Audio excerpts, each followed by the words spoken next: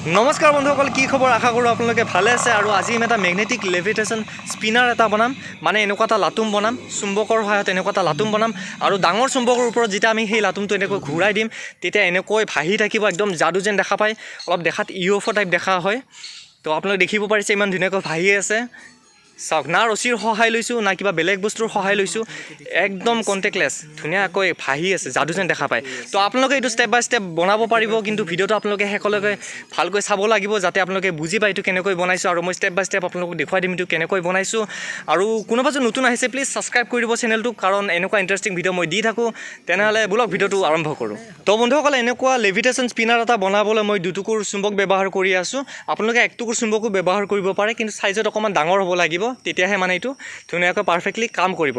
মই পুৰণা স্পীকাৰৰ পৰা এনেকুৱা চুম্বক একটুকুৰ ওলাই লৈছোঁ, আৰু ইয়াৰ দীঘলটো হৈছে 12 চেণ্টিমিটাৰ আৰু ভিতৰৰখিনি হৈছে 6 চেণ্টিমিটাৰ। বন্ধুসকল, ইমান ডাঙৰ চুম্বক হয়তো আপোনালোকে অনলাইন মাৰ্কেটত নাপাব পাৰে, গতিকে আপোনালোকে অফলাইন মাৰ্কেটত বেয়া হোৱা স্পীকাৰ যদি এটা যোগাৰ কৰিব পাৰে, তাৰ পৰা আপোনালোকে এনেকুৱা এটা ডাঙৰ চুম্বক এটা ওলাই ল'ব পাৰিব। তাৰপিছত বন্ধুসকল, দৰকাৰ হ'ব আমাক একটুকুৰ সৰু চুম্বকৰ, আৰু এইটুকুৰ সৰু চুম্বক মই অনলাইনৰ পৰা কিনি আনিছোঁ। যদি অনলাইনত এভেইলেবল আছে এতিয়াও, মই ডেছক্ৰিপশ্যনত লিংকটো দি দিম, আপোনালোকে এবাৰ চেক কৰি চাব পাৰে, নাইবা অফলাইন দোকানতো আপোনালোকে এবাৰ খবৰ কৰিব পাৰে। আৰু ইয়াৰ দীঘলটো হৈছে 2.5 চেণ্টিমিটাৰ আৰু মাজৰ ফুটাটো হৈছে 5 মিলিমিটাৰ। তাৰপিছত বন্ধুসকল, আমাক দৰকাৰ হ'ব এটা ৱাছাৰৰ, আৰু ইয়াৰ দীঘলটো হৈছে প্ৰায় 3 চেণ্টিমিটাৰ।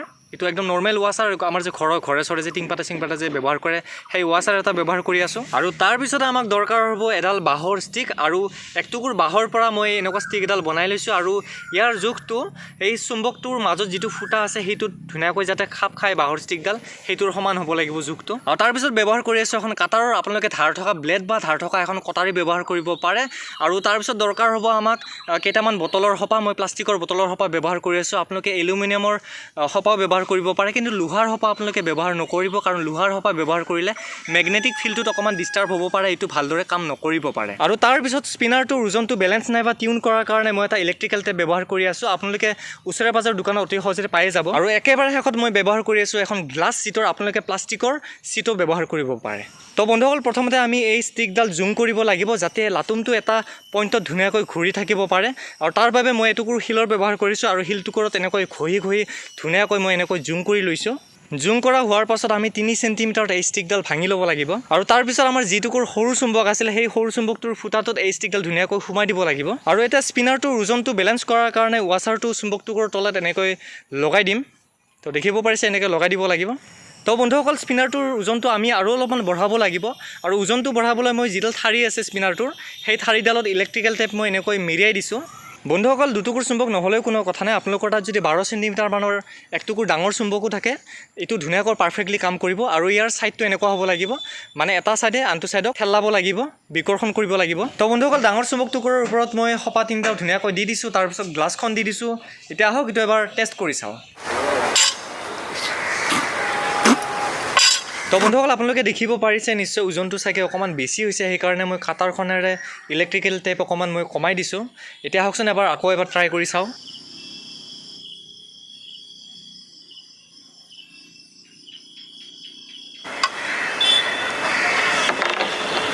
তো বন্ধুসকল, স্পিনাৰটো ওপৰৰ পিনে উৰি গৈছে, মানে ওজনটো অকণমান বেছিয়ে কমি গৈছে, সেইকাৰণে মই ইলেক্ট্ৰিকেল টেপ অকণমান এড কৰি দিম স্পিনাৰটোত। স্পিনাৰটোৰ ওজনটো পাৰফেক্ট কৰাৰ লগতে তলত থকা ডাঙৰ চুম্বকটুকুৰৰ হৰিজণ্টেল লেভেলটো চাৰিওফালেৰে সমান কৰিব লাগিব, তেতিয়াহে এইটো পাৰফেক্টলি কাম কৰিব। আৰু ডাঙৰ চুম্বকটুকুৰৰ হৰিজণ্টেল লেভেলটো চাৰিওপিনেৰে সমান কৰাৰ বাবে মই ডেছলাই কাঠি ব্যৱহাৰ কৰি আছোঁ। তো বন্ধুসকল, এনেকৈ মেগনেটিক স্পিনাৰ এটা ভাহাবলৈ বহুত বেছি বেলেঞ্চ কৰিবলগীয়া হয়, আৰু বেলেঞ্চ কৰোঁতে বহুতখিনি সময়ৰ দৰকাৰ হয়, আৰু বহুতখিনি ধৈৰ্যৰ দৰকাৰ হয়।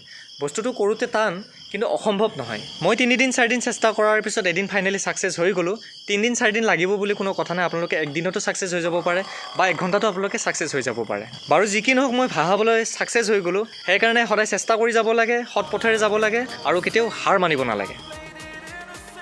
তো বন্ধুসকল, সময়টোৰ পিনে অকণমান ধ্যান দিব, বহুত বেছি দেৰিলৈকে এইটো ভাহি থাকিব। তো আপোনালোকে দেখিব পাৰিছে ইমান ধুনীয়াকৈ যাদুৰ দৰে এইটো ভাহিবলৈ আৰম্ভ কৰিলে। তো এতিয়া মই গ্লাছখন গুচাই দিম ধুনীয়াকৈ, যাতে লাগি নাযায় মানে সেই লাটুমটোত, কাৰণ বহুত কষ্টৰ মূৰত এইটো ভাহিছে। সপাকেইটা মই গুচাই দিছোঁ। তো বন্ধুসকল, আপোনালোকে দেখিব পাৰিছে একদম যাদুৰ দৰে এটা, মানে কি বুলি ক'ম, চাওক একদম যাদুৰ দৰে দেখা হৈছে। না ৰছী ব্যৱহাৰ কৰিছোঁ, না কিবা বেলেগ বস্তু ব্যৱহাৰ কৰিছোঁ, শূন্যতে ভাহি আছে মেগনেটৰ সহায়ত।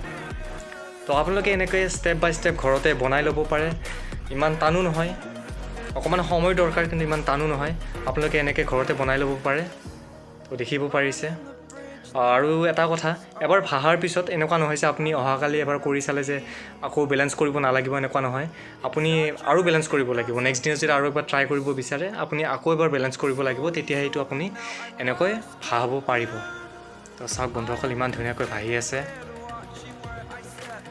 চাওক আৰু মই দুটুকুৰ মেগনেট ব্যৱহাৰ কৰিছোঁ আপোনালোকে ওপৰৰ একটুকুৰ মেগনেট ব্যৱহাৰ কৰিলেও হ'ব তলৰ মেগনেটটো ইউজ নকৰিলেও হ'ব মই আছিল বাবে এনেই ইউজ কৰিছোঁ আৰু তো চাওক ইমান ধুনীয়াকৈ ভাহি আছে একদম যাদুৰ দৰে দেখা হয় আৰু বহুত ওপৰলৈকে ভাহি আছে একচুৱেলি মই জোখা নহ'ল একচুৱেলি কিমান ওপৰত ভাহিছে মানে চুম্বকটোকো এইটো জুখিব লাগিছিল কিন্তু জোখা নহ'ল আপোনালোকে দেখিব পাৰিছে ভিডিঅ'টোত চাই আপোনালোকে গমেই পাইছে এইটো বহুত ওপৰত ভাহি আছে স্পিনাৰটো চাওক লাটুমটো ধুনীয়াকৈ ভাহি আছে তো বন্ধুসকল ছাকচেছ মই হাতখন তলেৰে দিছোঁ চাওক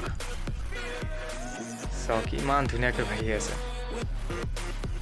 লাগিছে কি তো বন্ধুসকল যদি সঁচা কথা ক'বলৈ যাওঁ এই ভিডিঅ'টো বনাওঁতে এই চুম্বকটোবোৰ ভাহতে মাথাৰ মাহ ভেন শেষ হৈ গৈছে মাথাত শ্বৰ্ট চাৰ্কিট হৈ গৈছে গতিকে আপোনালোকে যেতিয়া মানে মৰমেৰে এটা লাইক কৰি দিয়ে ন সেই কষ্টখিনি মানে অলপো ফিলে নহয় একদম খুচ হৈ যায় আৰু বহুত ফূৰ্তি লাগে মানে বহুত সময় যোৱাৰ পিছত বহুত কষ্ট কৰাৰ পিছত যেতিয়া মানে এনেকৈ মানে ভাহে বহুত বেছি মানে ভাল লাগে তো মই ফূৰ্তিতে মানে কেইবাৰ মানে থান চাপ দেখাইছোঁ ঠিকেই নাই আৰু ফূৰ্তিতে আৰু তো বন্ধুসকল যদি ভিডিঅ'টো চাই ভাল পালে প্লিজ লাইক কৰিব শ্বেয়াৰ কৰিব আৰু কমেণ্ট কৰিব নাপাহৰিব আৰু কোনোবা যদি নতুনকৈ আহিছে প্লিজ ছাবস্ক্ৰাইব কৰি সহায় কৰিব আৰু আপোনালোকে যদি বিচাৰে এনেকৈ গিলাচেৰেও আপোনালোকে দিব পাৰে চাওক মই গিলাচ এনেকৈ সোমাই দিছোঁ একদম সাৱধানে দিব লাগিব গিলাচটো এনেকৈ দি মই আকৌ গিলাচটো ওলাই নিম আৰু দেখিব পাৰিছে ইমান ধুনীয়া দেখা যায় তো বন্ধুসকল আজিলৈ এইখিনিয়ে মোৰ বাকীবোৰ ভিডিঅ'ৰ পৰা চেক কৰি চাব তেনেহ'লে আজিলৈ বাই বাই